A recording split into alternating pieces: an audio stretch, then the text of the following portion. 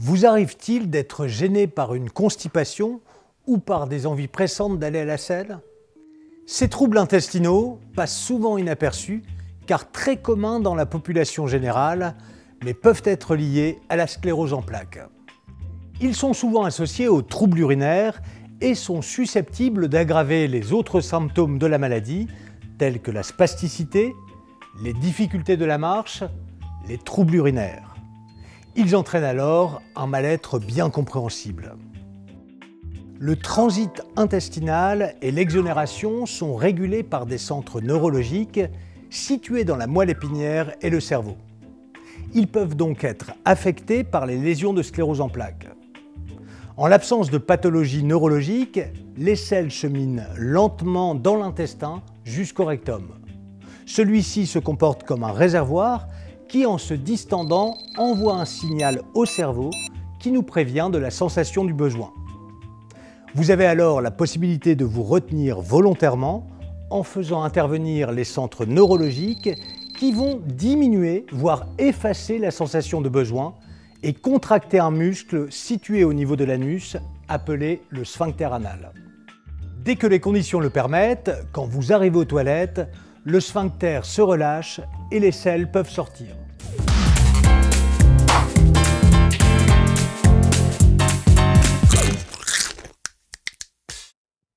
Dans la sclérose en plaques, le contrôle neurologique est défaillant et peut être responsable de différents types de troubles digestifs. Le plus fréquent est la constipation.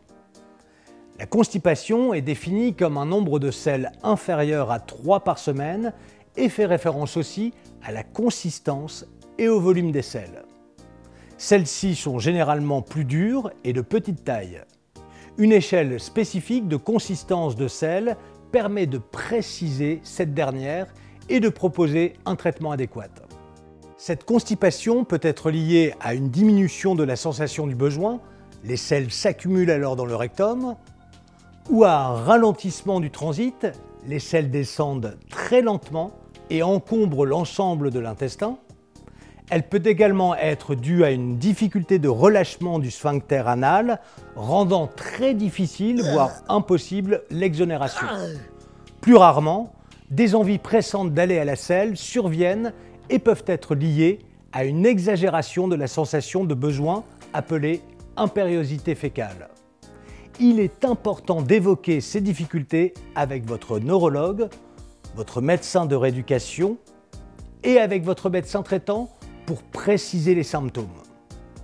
Ils vous proposeront un avis spécialisé si besoin. Certains examens seront parfois nécessaires pour déterminer la nature du problème et proposer le traitement approprié. Les traitements feront appel aux médicaments permettant d'améliorer le transit intestinal ou améliorant l'exonération, comme par exemple des suppositoires déclenchant la vidange du rectum ou des laxatifs doux. Dans certains cas, après examen complémentaire, des lavements à l'eau seront proposés. Enfin, la rééducation anorectale pratiquée chez un masseur-kinésithérapeute sera proposée en fonction des spécificités du trouble présenté, par exemple en cas de fuite fécale.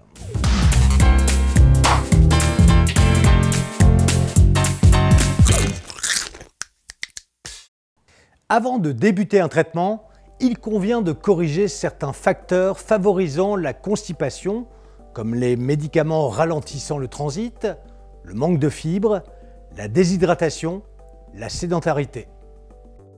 Certains médicaments utilisés pour d'autres symptômes de la sclérose en plaques ou non peuvent aggraver votre constipation. Parlez-en à votre médecin.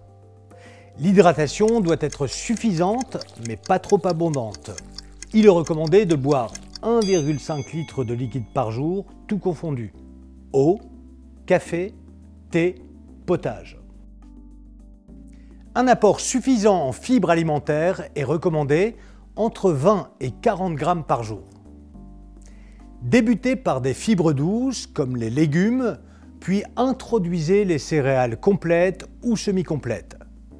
Vous trouverez ces fibres en quantité suffisante dans les aliments suivants.